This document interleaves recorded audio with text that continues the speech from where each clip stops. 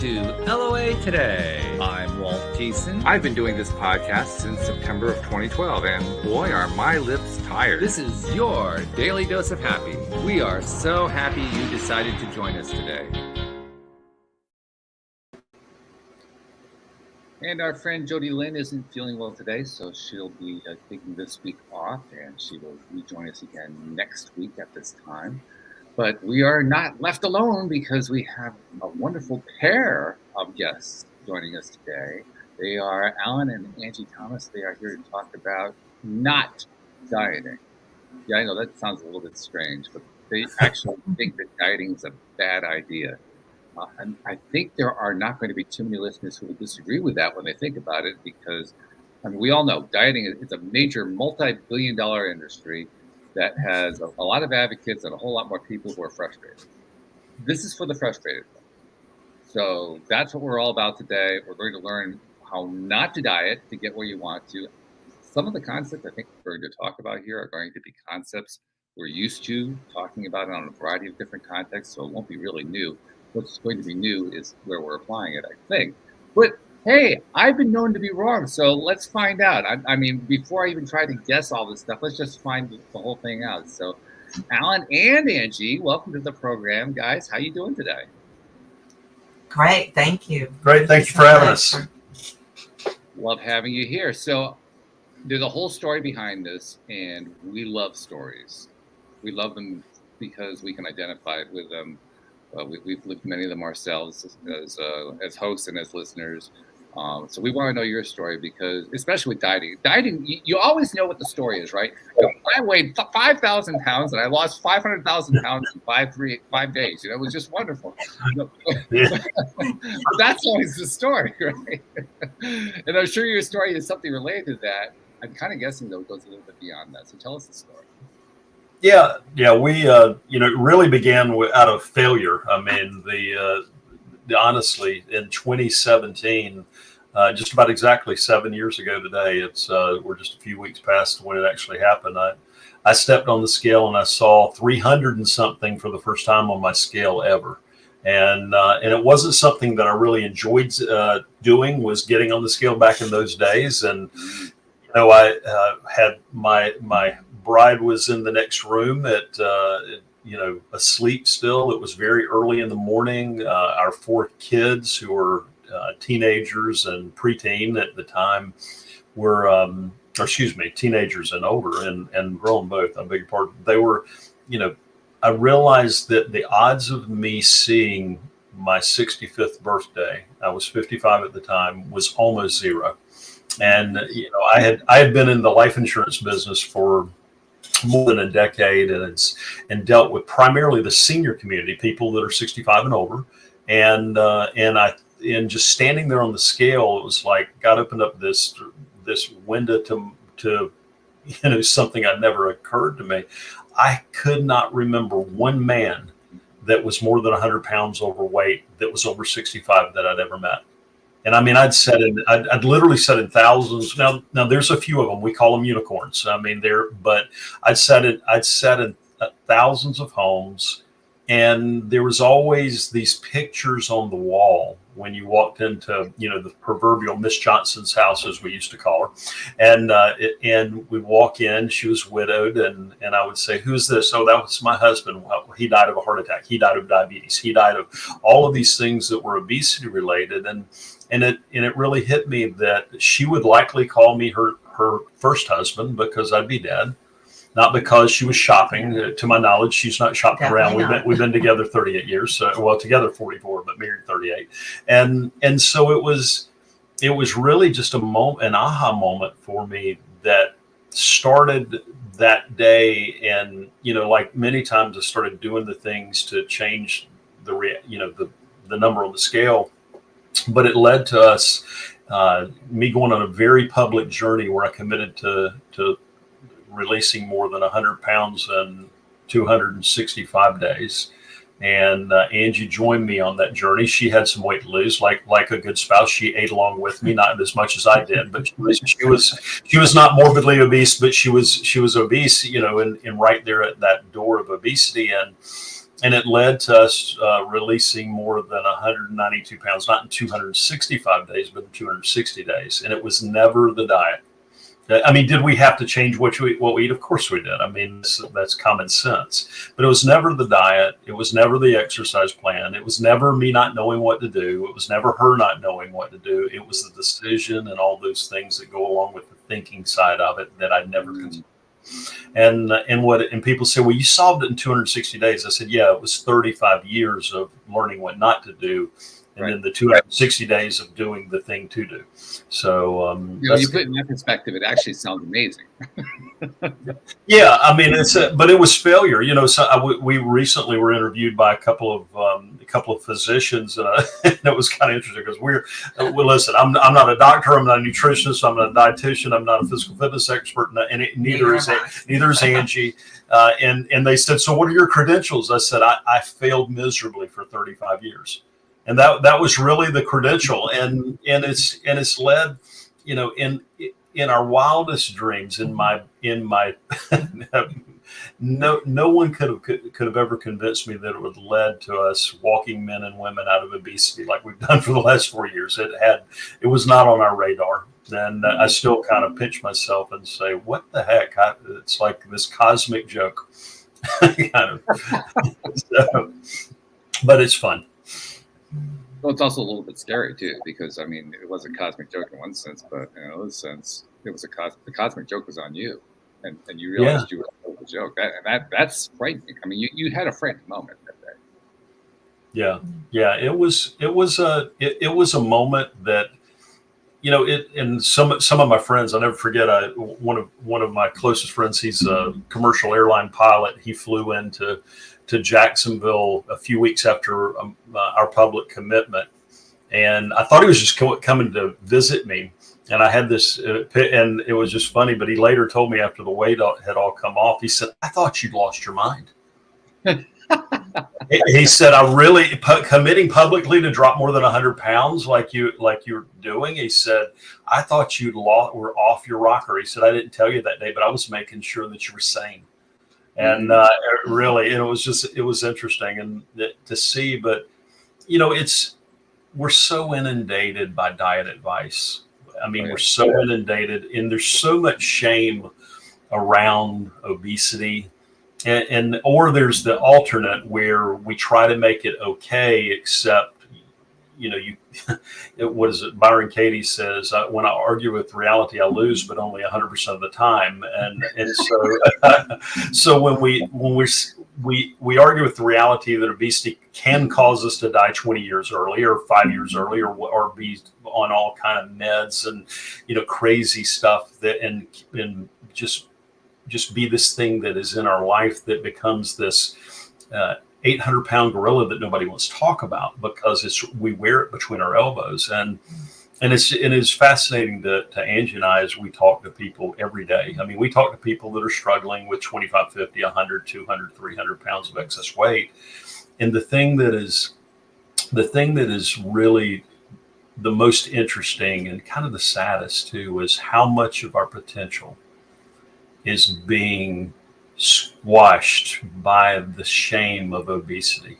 And how much of this, I mean, you do a podcast about being happy, and how many people go to bed every night wondering, I mean, and you may want to speak to that because that was really kind of your expertise. But wondering, but every night, and I did not know the number that his scale would read. I didn't even know what mine did, honestly. I lost 63 pounds in my journey, but I didn't like the scales either. But I did know that he was large, and I was scared every night when we went to bed. That my last thought was, will he wake up tomorrow? Wow. Yeah. And he, you know, so it was scary, honestly. And our children worried, and, you know, as well. But I never nagged him. That his mother did that well. So I just tried to do my covered in the family. Yeah. I tried to do my part. I was the coward. But I told him after the fact that I was grateful, and and that because he never knew that worry I had. And I know I'm not alone. So yeah, it is interesting. And to speak to that, I mean, my mom, who passed a couple of years ago at the ripe age of 92, she got to see her son escape obesity. But it was interesting, and we tell people this who we work with, people that come in that we invite into our program. You know, the first thing I tell them is, if you live on the East Coast, so I don't know if you ever go crabbing in Connecticut. I don't, but a bunch of people do, sure. But the way that you don't have to have a lid for a bucket of crabs is to have more than one crab in that bucket. Mm-hmm. And because crabs are like people, if one crab is by themselves, they will escape to freedom to get to not be in the boiling pot that's going to kill them, then you're going to eat them. But if there are two or more, those crabs will pull the one trying to escape back in. And it was interesting. And I tell people this: your family, your friends have gotten comfortable with you at your present weight. They're comfortable whether you're 400 pounds, 500 pounds, 200 pounds, whatever the amount of weight you're at. They're comfortable whether they are not. And they will tell you you're getting too thin when you're not. They will tell you because it's going to threaten them. And sure enough, my mother, who was God rest her soul, she was an amazing lady. But as soon as that weight started coming off, she's like, "You're getting too thin." I said, "No, I'm not, Mom." And so, and it's just interesting. But we do, and it is so funny, Walt, when we see men and women come alive. I mean, you know, I think about this a lot. You know, recently I was on the phone with a gentleman. He's down like 30 something pounds in about 4 weeks. I mean, it's insane. Sometimes people, you know, with really large people can lose very quickly. But it was so interesting. I said to him, you know, our way to determine ideal weight is not a chart on the wall of a doctor's office. Now, I want people to be healthy. I want them to live a long time. They don't have to do crazy stuff. But it's interesting. If you ask somebody what you believe your ideal weight is, they'll give you an answer that they think is acceptable. But if you ask them this question that Angie and I've crafted over the years of working with, you know, tons and tons of men and women, and say, if the creator of the universe, regardless of your religious beliefs, but the creator of the universe walked into your home with the version of you that you were created to be at your present age, what does that person weigh? That's question number one. And they always know. It's so funny. They might move 3 pounds. They might go up 20 pounds. They might go down. It's just hilarious to me, just intriguing how that gets to the truth, because they already know. Second question, and we've had clients who tell us they don't know what to eat, because one of our covenants is we will not tell anybody what to eat or what exercise to do, because that's stupid. They already know. They already know every time. And one of our clients who's dropped about 200 pounds, is so funny. He had never been on a diet. Now, this is a guy more than 200 pounds overweight that never been on a diet in his life, which is rare. I mean, usually we have a question on our intake application when we're considering somebody for enrollment. It says how many strategies have you tried? You know, 1 to 5, 5 to 10, or too many to count. It's always too many to count. But this guy had never been on a formal diet. Yeah. And he said, and when he came into the program, I'll never forget, this has been about 4 years ago, he said, "But Alan, what am I going to eat?" And I said this to him. I said, "Listen, Sean, if your wife and 2 daughters had a gun to their head and they'd been taken hostage, God forbid that were to happen, and the only way to get them back alive was you to release 1 pound of that excess weight, moving you towards your ideal weight, 1 pound a week, and you save their life, could you save their life? And what would you do?" And he thought for a minute. It seemed like 10 minutes, because I thought he hung up on me, truthfully. And it was funny. We were doing a lot of Zoom back then. It was just on phone. And he says, "I've got the answer. I know what I'll do." And he was dead serious. And this just made me want to laugh out loud when he said it. "I know what I'll do. I'll eat less." and Walt, he was 100% serious. And I said, that is exactly where you start. And that led to, like I said, more than 200 pound weight loss. So it's now, did he have to do more? Sure. He was in a wheelchair at the time if he had to move more than 10 feet. But it's interesting. We already know. So number one, we know what we should weigh. We know how to do it already. All of us do. It's common sense. You don't have that people all come to the same conclusion. Do you have the different strategies you work for different people? Of course they do. Question number three is why, if you're willing to save your own family or you're in that scenario, why won't you save yourself? Yeah, and that ties into really the root of all these kinds of questions, which is we summarize that a lot of different ways here on the podcast. One of my favorite ways to describe it is we are our own worst enemies. We will beat the crap out. We will treat ourselves in a way we would never treat our best friends. Sure. Yeah, I mean, it is fascinating because, and it's the greatest lie in the whole universe. I believe is tomorrow. I'll do it tomorrow. Yeah. If you remember my favorite character from cartoons when I was a kid, you remember the cartoon Popeye, the Sailor Man? Oh yeah. You remember his buddy Wimpy? Wimpy's deal with the universe was, I will gladly pay you Tuesday for a hamburger day, and that was my weight loss story for 35 years. I will gladly pay you for what I'm eating today on Tuesday, and Tuesday never came. Right. And well, it came, but I ignored it until the next one, and then the next one, and then unfortunately, I mean, it's sad. I mean, we can, we laugh about some of these things, but what is tragic? I mean, it's tragic when we're on the phone with people, and they're talking about getting on an airplane, and in tears when they have to push the button asking for a seatbelt extender. And not standing up in a meeting because they believe that their opinion doesn't matter because of their obesity. They're wearing their lack of self-control on their outside, and they know it. They can hide it, and this isn't to shame anybody. This is to say, wake up, people. I mean, there is no shame, and it's kind of interesting when you shine light in a dark room. Regardless of the amount of light, the room becomes light. And go ahead. I'm sorry. Go ahead. And if you're struggling like we did, it does affect, whether you realize it or not, your children, those you're around. I mean, because for one, you're less likely to want to be active with their groups where they're at. You might be, in the back. You're always hidden, if you will, because you don't want to embarrass your child, because it does happen. I didn't even realize one of our youngest was teased, and I wasn't even in the extreme obese, but she was teased about us. And so by a neighbor, and that really hurt. Gosh, that hurt when we found that out. Yeah. And the fact that our children worried, I worried about him. Certainly, I didn't realize until halfway through his journey that one of our sons, that had been on his mind for years, about whether something would happen to his dad. And the way it was, the way he framed it was, I guess Dad didn't love me enough to do something about it. Oh wow, yeah.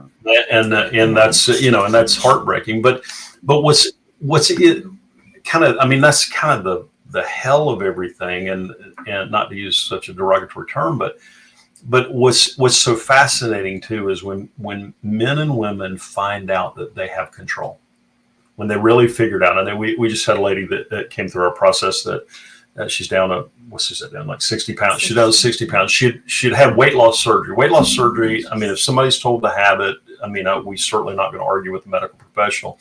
But it's interesting. It doesn't work if you don't change. If you don't change the space between your ears. And she gained all her weight back. And it's so funny watching her come alive now as the weight falls off. And I said, isn't it funny to realize that it was always available to you? Mm-hmm. And it doesn't matter whether somebody is, 73 years old. Mm-hmm. I mean, I get all these stories. We create these stories in our mind that it's not possible for me. Because, the person I'm thinking of, this guy named Rick, he 388 pounds, fused vertebrae, walks with a walker, 52 years of obesity. He was 70 at the time. He's 73 now. He was 70 at the time, and he heart attack survivor, all kinds of heart issues. And I'm not saying this to boast anybody. I'm saying this to give people hope.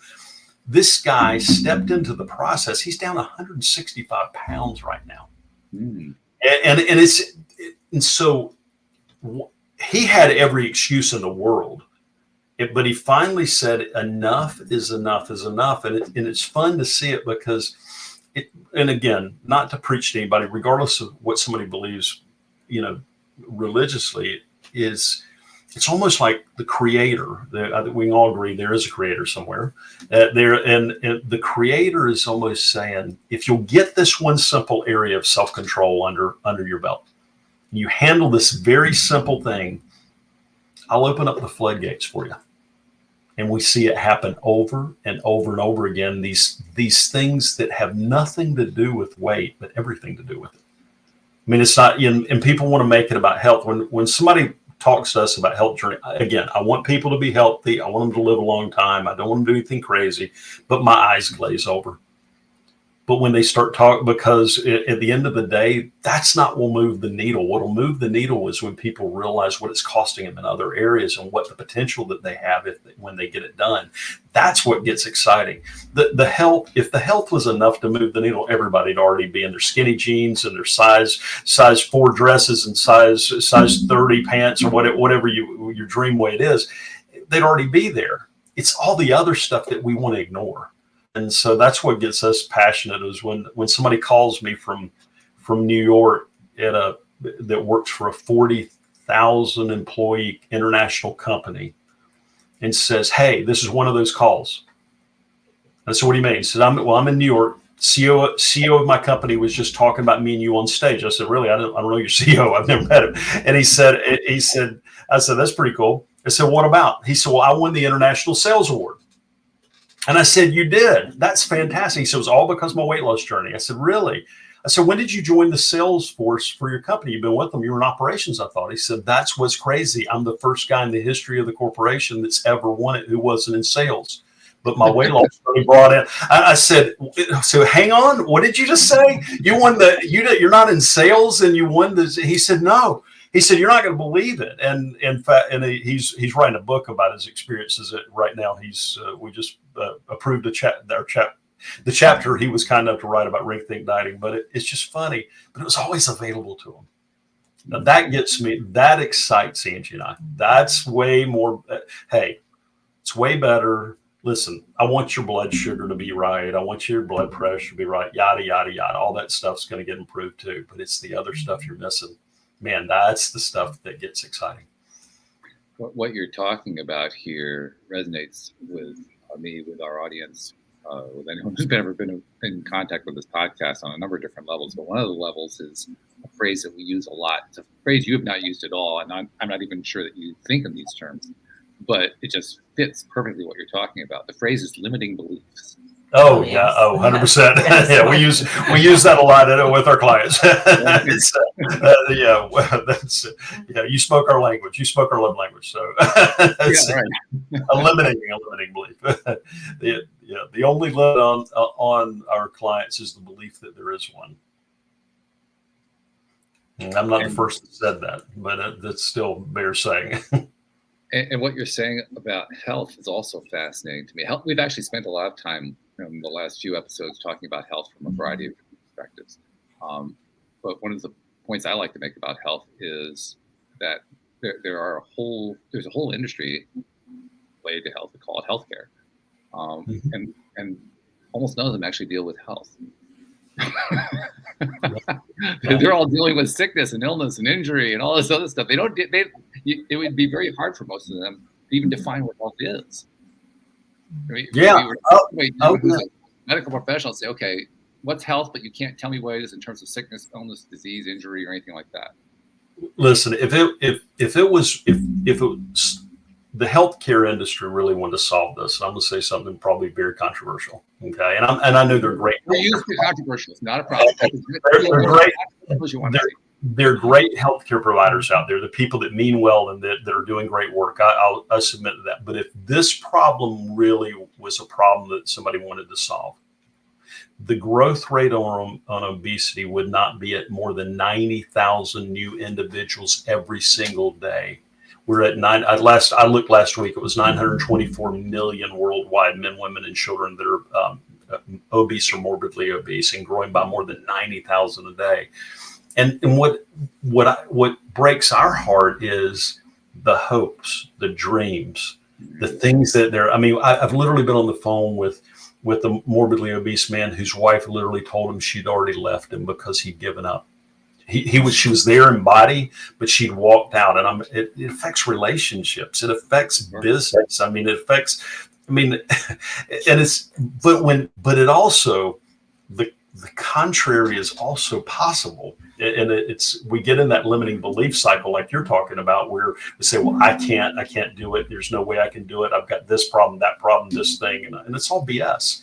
It's what we decide to believe. Does it mean it's as easy for some as others? No, it does not. I've got a client right now who refused to listen to me for a long time. Now he's listening to me. He's a great client. He lost weight, but it's interesting. And I get a text from him, 2 or 3 texts from him every day. He's like, I can't believe it. It's working. Like I said, and it's just funny. There's nothing complicated about it, except the complication that we focus on so much is the belief. It's the belief that it's possible. It's the belief of what you've accomplished. And the reason, for example, the reason that I knew, I literally said to the 388-pound guy who thought I was nuts, I said, I'm 100% confident we can help you solve your weight problem if you'll do the work. He said, you're 100% confident. I said, yeah, I'm positive. And I didn't tell him why I was positive. Okay. But I was. And we look for traits of not quitting, because when people say, how come you guys can get all this weight off people without giving them a diet or exercise plan? And I said, because we teach people how not to quit. And when you teach them not to quit, and it was, this guy had been 45 years in the real estate industry, but which by my calculation, it was at least 5 recessions, and he didn't quit at that. And I said, oh my gosh, all we've got to do is just transfer that over here. And it's so funny, but when people look and find that superhero within them, the part of them that, like, Angie and I are proud parents of 4 grown children. And if anybody were to attack one of our children, I mean, this is Supermom right here. I mean, she would go into beast mode, and there's no limitation around that. But it's so interesting, and everybody has that within them. But we listen to that dark side of ourselves that says you can't. You better play it safe.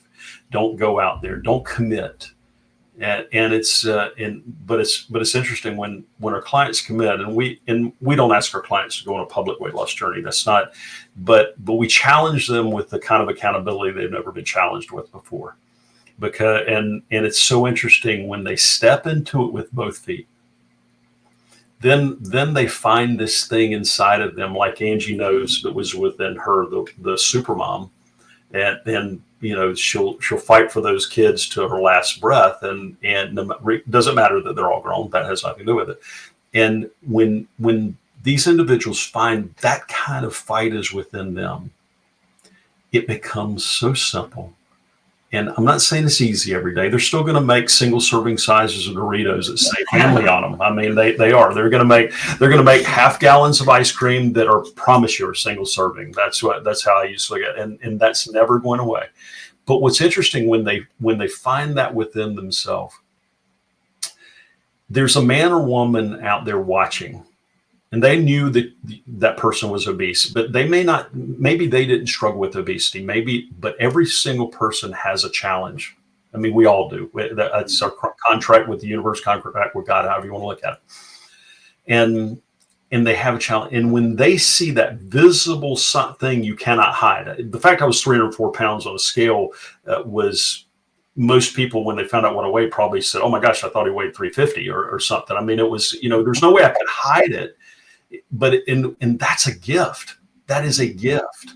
And when that client starts releasing that weight, the person who is on the outside, who's watching the journey, says, oh my gosh, if they can overcome their weight, maybe I can overcome my burden.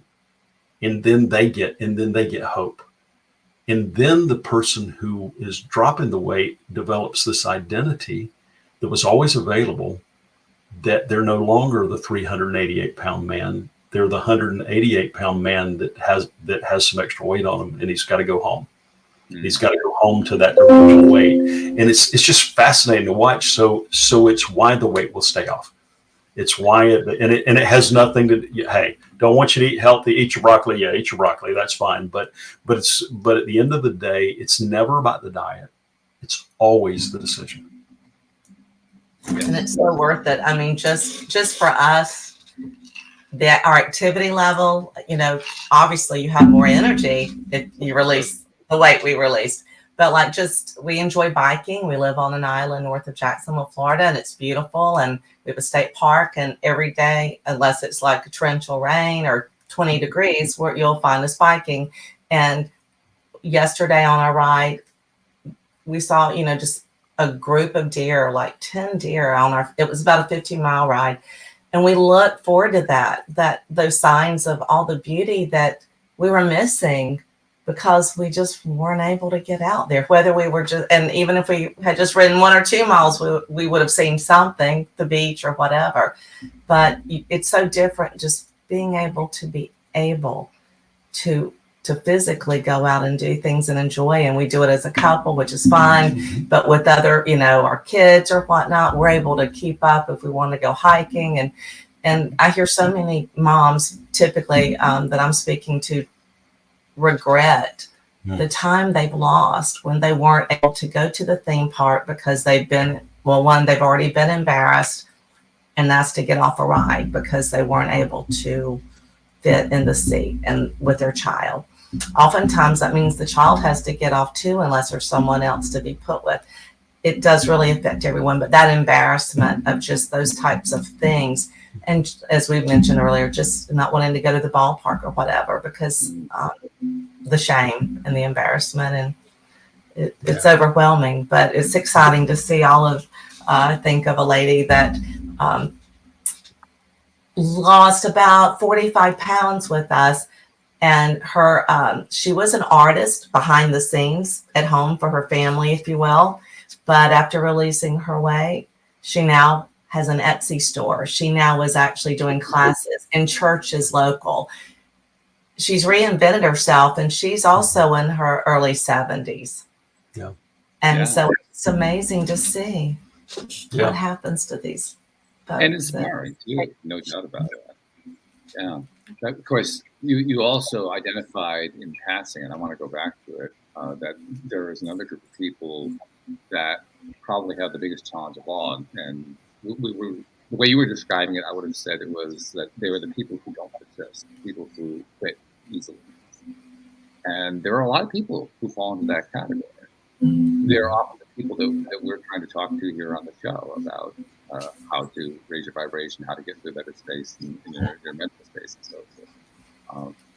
And I think it's the portion of the population that in many ways is not even going to listen, but sometimes they are going to listen. That's why I try to talk. If you're talking to somebody like that, that's the big challenge. How do you talk to somebody who doesn't feel like they can get it done, who doesn't feel like they can make that kind of shift, who doesn't feel like they have that? Well, it's interesting that there's never, I don't believe it'll ever happen where somebody will be on my phone that doesn't have a seed of hope. Okay. The reason people reach out to us is because they do have that seed of hope somewhere within them. They don't know it's going to work because they've failed so many times. They've failed over and over. And, shame is one of the lowest vibrations. Shame and regret and comparison, which is akin to jealousy. Those are low vibrations.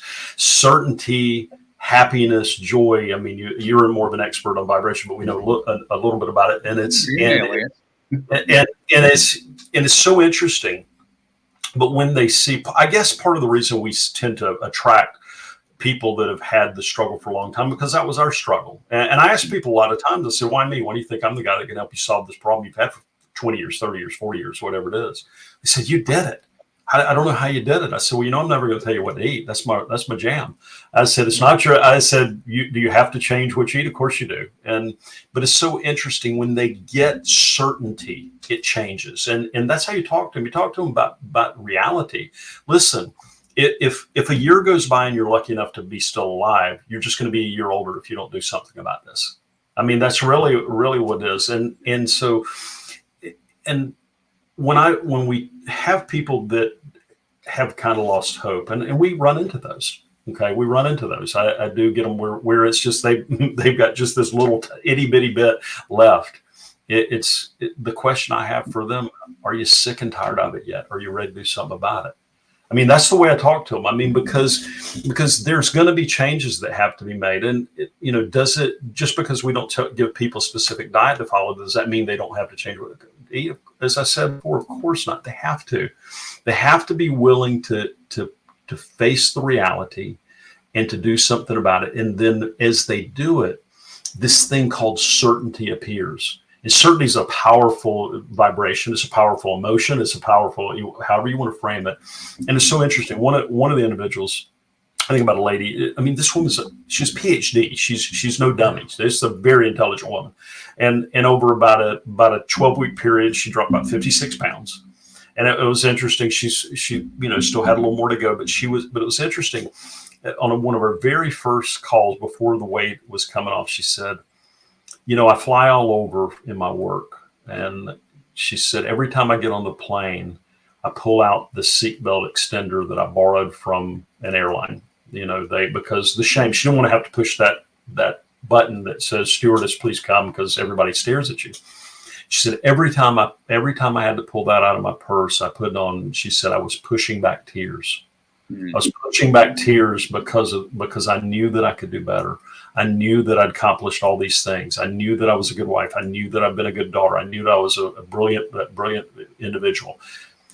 She said, but now, and I mean, it's like 2 weeks in or 3 weeks in. It was just funny. The weight had not, it doesn't just magically, we don't have a wand we wave or anything, but it was, she said, she says, the first time I've been on a plane, when I still needed my seatbelt extender, she said, but I didn't want to cry anymore because I knew it was going to be going back to that airline I borrowed it from. And it's so interesting. So when they see that, and it's fun to watch it. I mean, somebody can be struggling with 20 pounds. It can be driving them crazy. But I've also seen people where they're struggling with 200 pounds extra, 300 pounds, and it doesn't bother them bad yet. Doesn't bother them bad enough. I mean, we see that, and that's heartbreaking for us to see. So it's more about, how bad is your problem with weight? Has it gotten bad enough yet? Okay, where it's really dominating you. The second thing is, how committed are you to really solve it? I mean, are you really committed? Are you really willing to do the work? Maybe try a different approach because what your way's not working. I mean, these are questions that we ask you. You have to see that. And then at the end of the day, are they willing to do the work and go the distance? Because you're just like life. I mean, I think the weight is such a great metaphor for building a podcast. I mean, you've been doing this since 2012, right? Is that what I read? I mean, that's amazing. You're OG in the podcast world, okay? Because podcasting, I know, was a thing back then, but there were not the zillion podcasts there are today. So the test of time, the 100, I'm sure, if not millions of downloads that you had, because you've stood the test of time, you've impacted people's lives. You couldn't have, more today than you did 12 years ago. I guarantee it. Right? Oh, easily. Yes. Yeah. And so you had to become an expert on this work. You had to become an expert on it. I'm sure you had experts that came along your side, but at some level you had to become the expert on this process too. Guess what? Weight loss is the same way. It's identical. And I think I can tack on to that by pointing out that when I first started this process, when I first started doing the podcast, I was not even close to being an expert. I started the podcast precisely because I was not an expert, because I needed to learn. And see, that's rare. That's rare. Most people want to be the expert before they start, but that's not how it happens. Yeah, no, I was, you talk about being in that place of pain where it's so painful, you got to do something. That's the place I was in. And I had no idea what to do because we were financially devastated at that point. Both of our businesses had been wiped out by 2008. And by 2012, we hadn't recovered enough. We were deeper in debt than we were in 2008. Right. And I didn't know what to do. I had no idea what to do. And I couldn't afford to hire anybody to help me to do anything because I didn't have any money. Yeah. It's one of those catch-22 situations. So I literally started a podcast with this thought process. I can't hire a coach. I can't even afford to buy a self-help book, but I could start a podcast because I could do that one for free and I can bring somebody on for free to teach me how to do this stuff. And that's exactly what I did. Yeah, and there were there times when you wanted to quit? Oh yeah, sure. Guarantee it. I mean, it's no different. It's no different in a weight loss journey. I mean, what the client that we're talking about that's down 100 and almost 170 pounds now is interesting. He had, again, we mentioned he had a heart condition, and we're not doctors, but because of his journey, because of things he'd learned about his body, he was able to catch an increase in water weight retention, which had nothing to do with his eating. It had everything to do with his congestive heart failure. It probably saved his life a few months ago. And it was interesting because he becomes so in tune with what was going on because he was following. He followed directions. It's like, it's not complicated. Just follow directions. Do these things. These are the things you can control. You can't control the economy. Neither can I. If you learn how to, you, me, Angie, and Elon Musk and Jeff Bezos would like to know how you do it. So nobody has control, but we do have control of certain things that we do. You showed up to your podcast every week. I bet you've done this every week for all those years. Yeah. Oh yeah. I bet missing one would seem weird. Missing one would ruin my week. Yeah, I mean, it's crazy, but you've developed the habit, and so now again, I say, I mean, congratulations. I mean, that's success. Longevity proves it, and it's no different. And this guy, did he lose weight as fast as somebody else could have? Oh heck no, somebody younger and in better shape could have lost it way faster. But see, we taught him how not to quit. And so it was interesting. Angie did a celebratory post of the day that we made the decision back in 2017, and under it, and I'm not saying this to boast about myself. I say this humbly because it was this client that he did the work. We didn't do the work for him, but he says, because of that day, I'm still alive.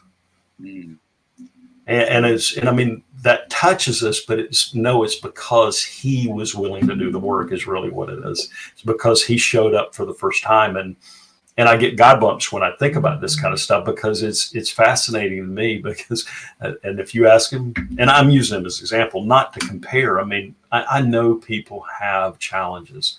I know people have autoimmune diseases. I know they have mobility issues. We've worked with people in all these different situations. I know, but there is always a way for the committed.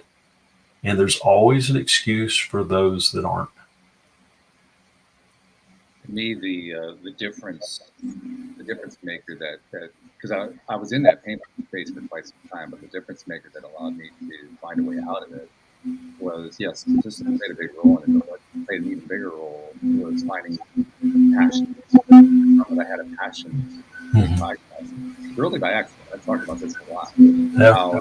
I mean, I started the podcast the reason I gave you, and to my amazement, I loved it.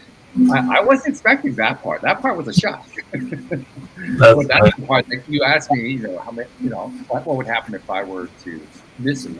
Well, I wouldn't allow myself to miss it because I'm so passionate about it. I have so much love doing this thing that if I didn't have the energy that I get from it every week by doing this show, or more than once a week, my life wouldn't be worth living. My passion is that big about it. So when you find a passion behind it, to me, that's where persistence comes. Persistence comes from feeling passionate about it. Sure. Well, and it's interesting. One of our mentors, a longtime mentor, who just passed away from cancer, tragically. It was interesting. He watched us kind of go on our weight loss journey. He says, you really should start coaching, consulting people with their weight. And I said, his name's Dan Miller, 48 Days to Work Your Love. If you ever heard of that, he was, Dan. When Dan said it to me, I was sitting right here. We're on a call. And I said, Dan, that is the dumbest thing I've ever heard. I said, I said, I don't want to tell people what to eat and what exercise to do. And it was so interesting that, and what I'm relating this to is a few weeks later, maybe it was a month, somebody heard our story and he reached out to me and he literally begged me to work with him. The guy that had more than, he had a lot of weight to lose. And what was so interesting is I heard myself. When he was calling me, I heard the desperation in his voice, what I felt standing on that scale at over 300 pounds. And it was interesting. He he convinced me to work with my. So I'll give you 3 sessions, but I said it for the first time I've ever said it in my life. I said, I'm never going to tell you what to eat. I'm never going to tell you what exercise to do, because that is not your problem. And I say it, and I've said it to every client since then. But it was just funny, because it terrified me, because I just thought, why? But as he started to come alive. This is what's interesting. He like he ran his first mile of his life. I don't tell people to run, but he decided he wanted to run. He was always in so much shame as a high school and junior high kid, because he couldn't run the mile. And he ran his whole family joined him. He's got a Facebook video of this. I mean, to bring tears to your eyes. It was magnificent. And he started working with people, and in fact, what he does is helps people find passion, and start their passion before they solve all their problems. And it was just so interesting. But seeing that happen, that was what lit the fire. You talk about passion. Yeah, that's it. I mean, I don't care if people eat asparagus or broccoli. I mean, God, I like them both. I mean, they're okay. I mean, would I rather have a cheeseburger? Yeah, but if I ate them every day, I might have a problem again. And so, but I believe in people that are secondhand vegetarians. Ribeye is a secondhand vegetable. So it's but at the end of the day, people have to figure out their own path. And if people say, why don't you tell me what to eat? I said, because if I tell you what to eat, I'm going to give you an excuse, because it'll be wrong. But if I give you a strategy for building your own plan, if I give you a strategy for where all the responsibility rests between your elbows, between your ears, then you will have no way out except to say that you failed at it. And when people grasp that and they realize that they are in control, it's comical almost. I mean, it is. And I mean it in a positive way, not making fun of people. It's just, it brings laughter every time when they say, oh my gosh.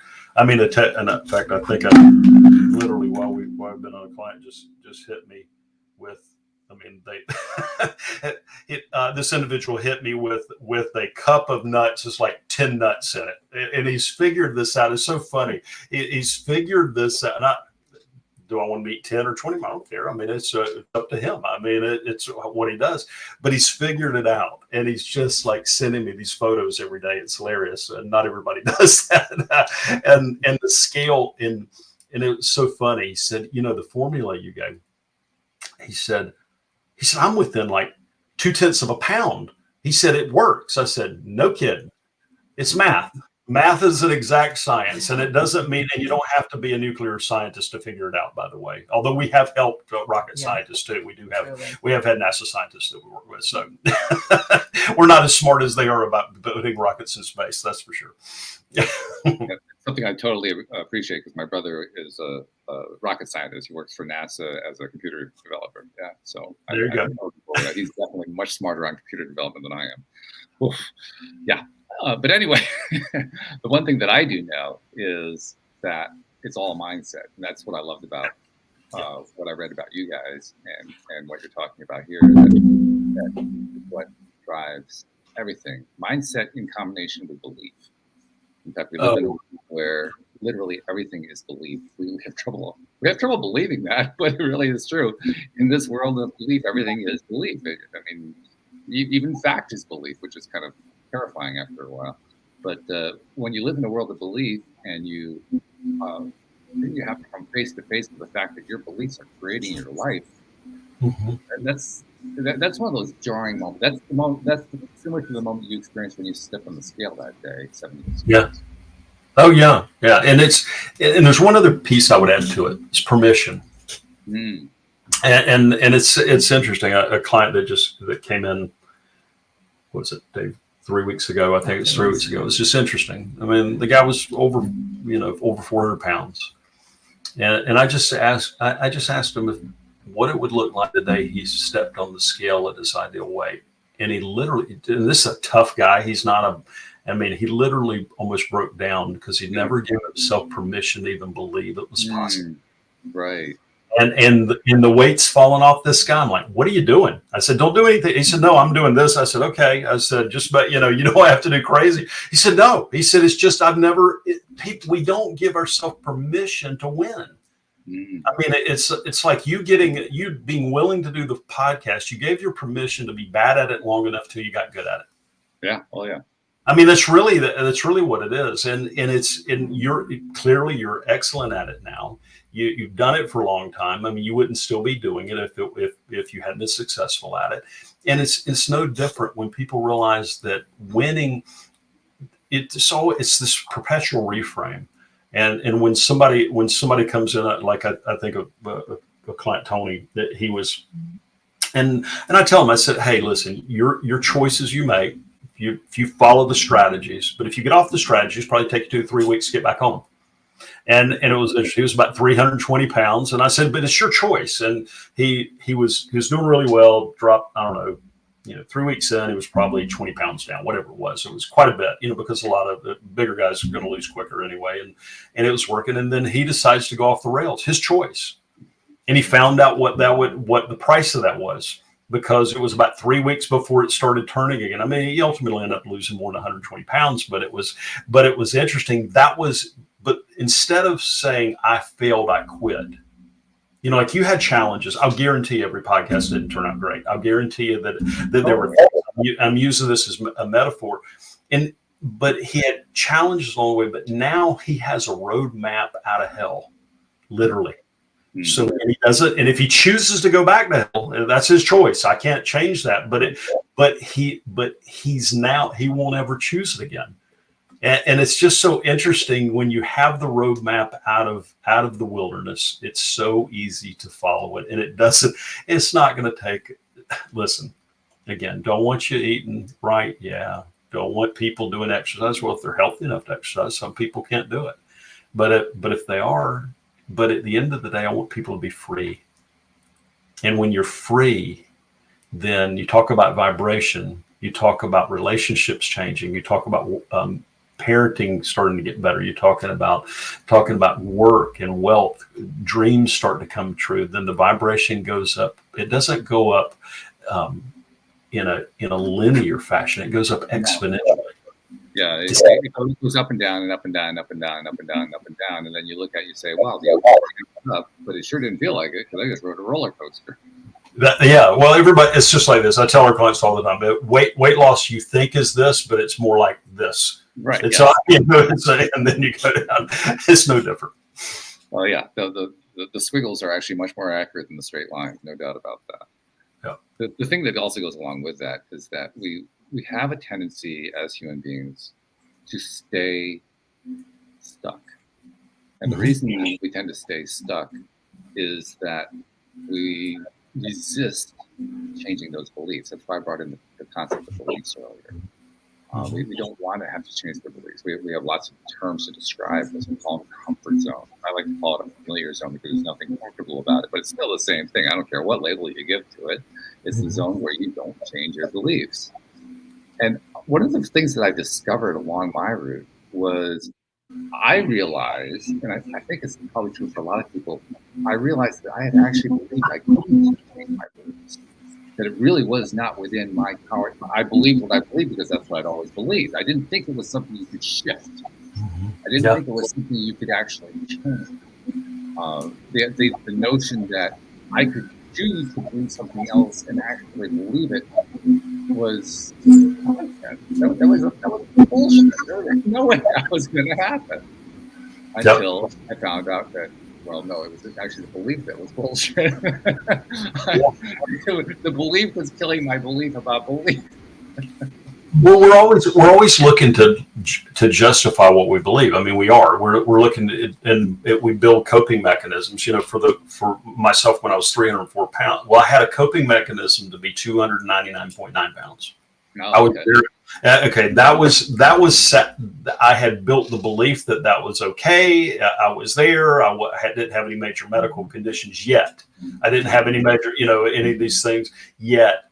But when it crossed the 300-pound threshold, it shattered that belief, and then these other things started coming in, and then I started having to ask the questions, or I started asking the question: could something else be true? Could it be true that it wasn't possible for me to get back to my ideal weight? Could it be true that could live more? Could it be true that I might be buying time? I mean, think about it. Of all the commodities that there are, and time is the one that is the most challenging. I mean, take Stephen Jobs. He can't buy time.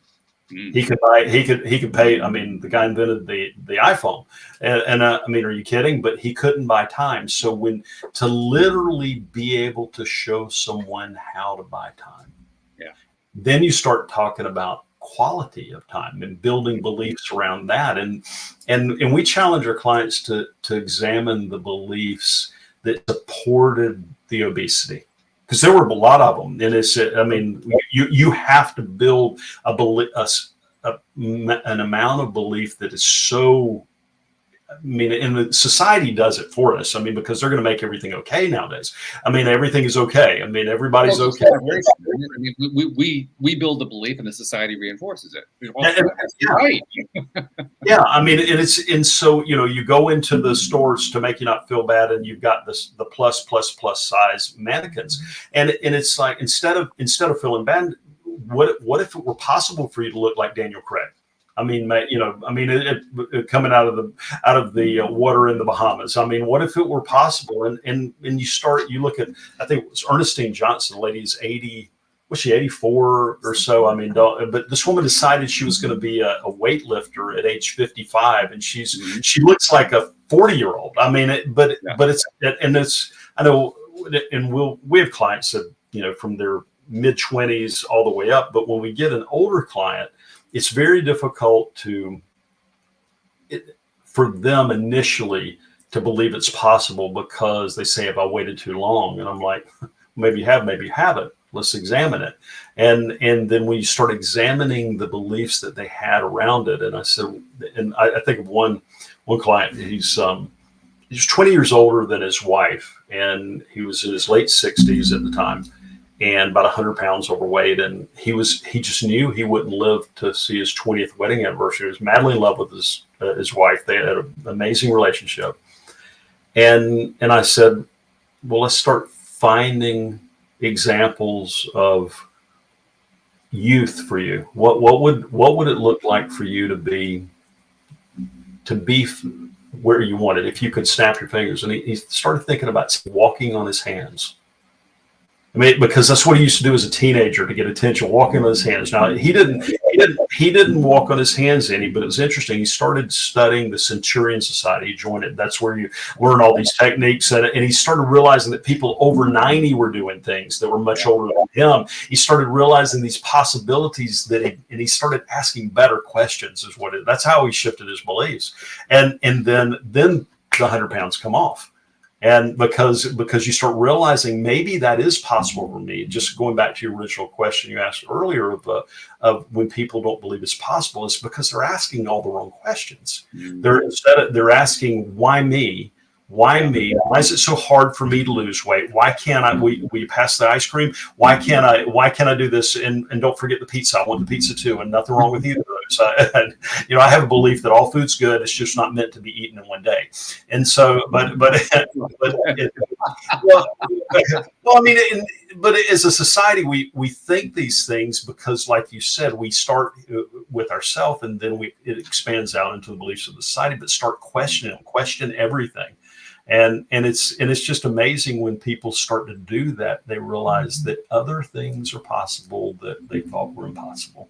And you're reminding me of something. You're reminding me of a process. I don't know if you're familiar with Abraham Hicks, but this is an Abraham Hicks process.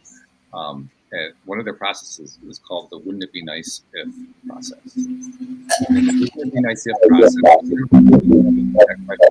Would it be nice if, and then you allow yourself to dream about something. Wouldn't it be nice if I lost 100 pounds? Wouldn't it be nice if I could actually walk on my hands? Wouldn't it be nice if I could actually go dancing? I've never been able to dance in my life. Wouldn't it be nice? You start expanding your belief system just by putting a little imagination into your brain about, well, wouldn't it be nice if I could do? Yeah, I can't do that right now, but wouldn't it be nice if I could? Yeah, and because if you get rid of those other crabs in the bucket that we talked about earlier, the people who are around you that say, oh, that's not possible, just go, because you're threatening them. That's what they're worried about. And if you start getting around more people that believe that it is possible, how long is it going to take me to reach my ideal weight? I don't know. It's up to you. I said, when do you want to reach your ideal weight? And they start thinking a year or two. I said, wrong answer. And they say, well, no matter what they say, it's wrong answer. This is the only right answer. Okay. The right answer is, so when do you want to reach your ideal weight? And they say to me, a year, 6 months, 2 years, whatever. It depends on how much weight they have to lose. It's the wrong answer. And so what do you mean? I said, the right answer is yesterday. But that's not possible right now. So let's figure out what is possible, and let's build a strategy around it. But you have to start examining the belief that it's possible again, the belief that in what you really want, in declaring what you really want. It's like, wouldn't it be neat? Wouldn't it be fun? Like you're saying what Abraham Hicks does. But we don't do that. We're taught. I mean, how many kids at age 5 are singers, dancers, artists, musicians? I mean, they're all, and they're not good at it, but we look at it and we encourage them. By the time they reach junior high, ask the same group of kids, are you a singer? Are you a dancer? Are you a musician? Are you an artist? And all of them will keep their hands down because of societal pressure. Mm-hmm. And then I learn the most from too, because the 5-year-old isn't uninhibited. That's right. That's exactly right. That's such a beautiful. But see, that's still available to us at age 50, at age 60, at age 40, at age 30, at age 70 or 80. It's still available, but because we're worried about who cares what other people think. Here's the thing. I think Will Rogers said this: when you're 18, you care about what people think. When you're 40, you don't care what they think. And when you're 60, you realize they weren't thinking about you anyway. They were thinking about themselves. I think I've said that about right, but it's the truth. And they're not thinking about you. So go do what it is you want to do. And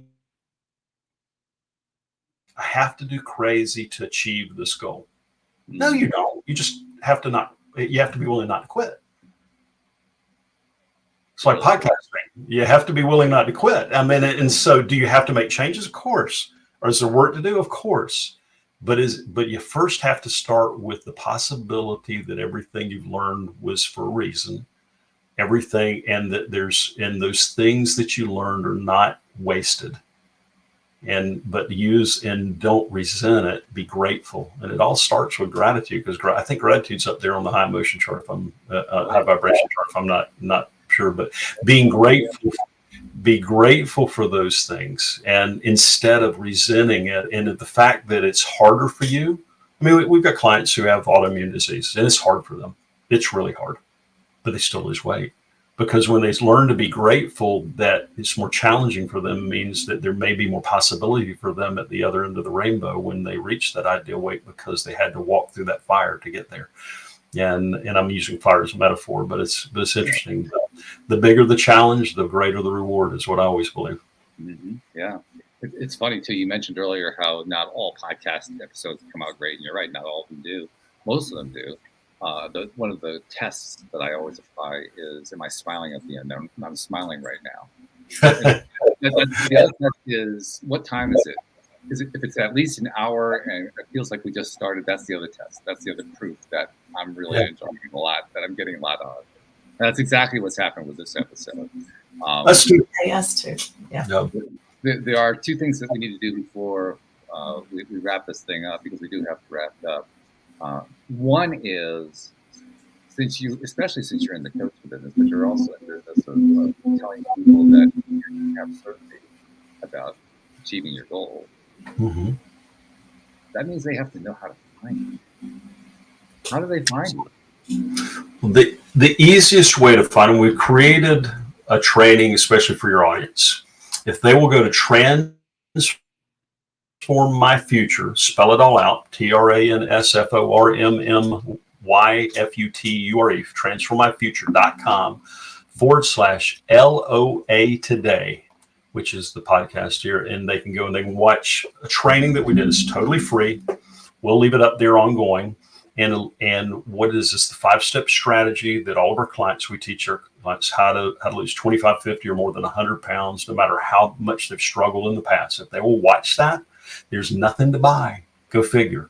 It's totally free and it works. And we've literally had people that have emailed us that one it saved her life, which I didn't plan on. It was kind of interesting. Somebody that we don't even know, but she was laid in a hospital bed last Mother's Day. Yeah. That it saved her life. We've had other people email 30, 40 pounds came off just because they used it. If they will watch that and treat it seriously. And there's a way to contact us if they want to know more beyond that, but it's totally free training, so they can watch that. I love it. Well, that actually leads into the second thing. And this is actually something that it took me, you mentioned that I've been doing this podcast 11 and a half years now. It took me 9.5 years to find this thing about to even notice that it needed to be done. But I did finally notice a couple of years ago that everybody who comes on to the show, myself, my co-hosts, guests like you, we're givers. We found something in our lives. We want to give back to others. We want to help other people. We put on podcasts. We publish blog posts. We go onto social media. We share stuff. We put up websites with videos. Here's our 5-step plan. Do all these things. And we help people in ways that we never know about, that we never hear about, we never see them, we never meet them. And we never get credit for them. I said, whoa, wait a minute, hold on here. Stop the train. We don't get any credit for it. So I like to say on behalf of those people you've never met, you've never seen, never will meet, never will see, who you've been helping in all these different ways without knowing about it, thank you. Thank you for what you've been doing, because you're making a difference. You're welcome. And I would say this, many times in the world that we're in, it's interesting. There, just like in podcasting, there's times when you want to quit, and there's it is, and those wins are way more important to us than any dollar signs. I mean, do we have to have dollars to run our business? Of course we do. She likes electricity. I don't know what's in it in her. She likes it. Selfish that way, but it's interesting when somebody reaches out to you and says, "You saved my life." And really what we did is we didn't save their life. We just showed them that the prison door was the door that had always been open, and we showed them that all they've got to do is lean on it, and freedom's waiting on them on the other side. It's just that easy. It really is. And when they find their way out, man, that's priceless. We love that. That's what we do it for. That's a drug. That's a drug that we recommend. It's funny. Jody Lynn obviously was not able to join us today. But one of the things I always ask Jody Lynn to do is to pick the one thing out of the show that and you just did that, even though you're not here. You performed her role for her. Oh, perfect. Tell Jody Lynn she can take the day off. No problem. So perfect. No. No, it was great. It was really well done. So yeah, thank you. You even gave us the cherry on top that we like to have. So we appreciate the cherry on top. Well, so thank you, Alan and Angie, for all of what you have shared and what you've learned on your own journey and what you're helping other people with their journeys to do. It's nice to actually hear about dieting that actually works, because you don't have to worry about dieting anymore. That's a nice thing. That's really a good thing. I mean, I'll tell you I've never really had a huge weight issue ever in my life. My ex-wife and I separated and divorced a year ago. Since we separated and divorced, I lost close to 30 pounds. Oh, wow. And I asked myself why, and I realized it's because I changed. I mean, I was kind of forced to change, but I changed. I changed my thoughts. I changed my behavior. I changed what happened? The weight, I kind of wanted to do it. It was like, yeah, that's sort of something I want to do. It was not one of my top priorities, but because I made changes led to results. Isn't it crazy? I mean, it's so funny too. I think about this one guy I talk about a lot. We call him our apple pie guy. About 3 or 4 years ago, it was funny. It was right after Easter, and he was celebrating with his family on Easter, and had the meal and stuff. And the next day we had a client call, and he first thing, and he thought I was going to really beat him up, emotionally, and he said, you know what I had for breakfast? Real somber. And I said, what'd you have for breakfast? He said, I had apple pie. Like he was confessing. He thought he was confessing. I said, good for you. You figured it out, didn't you? He said, "You're not mad?" I said, "Of course I'm not mad." I said, "I love apple pie." I said, "Not for every meal." I said, "Yeah." I said, "But you figured it out how to do it and still win, didn't you?" And he said, "How'd you know?" I said, "Because you're willing to admit it." And I said, "Because that tells me that you're doing the work that we prescribed in the process." And he said, "Yeah, all I had to do was, I knew I couldn't have it yesterday and still do what I meet my targets and all this kind of stuff." He said, "It works." He said, "You're like the no guilt weight loss guy." I said, "Listen, guilt has no place. Guilt and shame have no place here. You're learning." And it's funny when people get that. And so, yeah, what you did is you made a decision and 30 pounds fall off of you. Yeah. Isn't it funny? It's crazy. What's even crazier is I saw my ex recently and compared notes with her, and she hadn't lost anything. But she hadn't made any change. She hadn't made any change in on that. The thought pattern is the same as it was when we separated. Wow. What I'd really encourage you to do is look for the things that have nothing to do with health, nothing to do with physical activity, nothing to do with diet or any of that have improved because the 30 pounds were gone. Oh, yeah. The 30 pounds is almost incidental. Yeah. It's almost incidental. Everything, because I've had to make massive shifts in my life because of that event. That event, I mean, it basically pulled my legs out from under it. So I had to. I really had no choice. I had to. It was either that or else perish. There wasn't a whole lot of options. And because I am who I am and the kind of things that I talk about here on the podcast, I took massive action. And when you take massive action, you get massive results. You can't know in advance what the massive results are going to be. I couldn't have told you what they were going to be. If you had asked me where I was going to be in a year, I would have said, that would have been my answer. I had no idea. But I took massive action, and it did lead to massive results. And look at how you're beaming. I mean, see, that's the thing that strikes me. I mean, I saw an immediate shift in when you started talking about it, because there's a sense of accomplishment, and it should be. 30 pounds is no joke. I mean, that's no joke. That's harder to lose than 100, just so you know, for most people. Because you could very easily make those arguments. Oh, I'm okay. Everybody else is much fatter than me, so I'm okay. But you made the decision. You took massive action, and now you're getting the benefits of it. And it's obvious. You talk about raising vibration. That'll move it up quickly. Raising my vibration was the goal. Actually, my goal was never to lose 30 pounds. My goal was to raise the vibration. And no, I can't say that. There was a goal in there that I wanted to lose 30 pounds, but that was like number 17 on the list. It was not near the top. I was like, oh, I'll get to that, But the main thing is I want to raise the vibration. And oh my God, there goes the pounds. Watch the floodgates open. Yeah, exactly. That's the exciting part. So good for you. Congratulations. Yeah. And there's more to come. Unfortunately, there's no more to come here. We're out of time. We're like 12 minutes past time. I can't. We're having fun. For hours at a time here. But I've loved the time that we spent. So thank you so much for being on the show. It's been really, really great. Thank you for having us, Walt. It's been a pleasure. And thank you to our podcast listeners everywhere. We'll see you all next time here on LOA Today. Goodbye.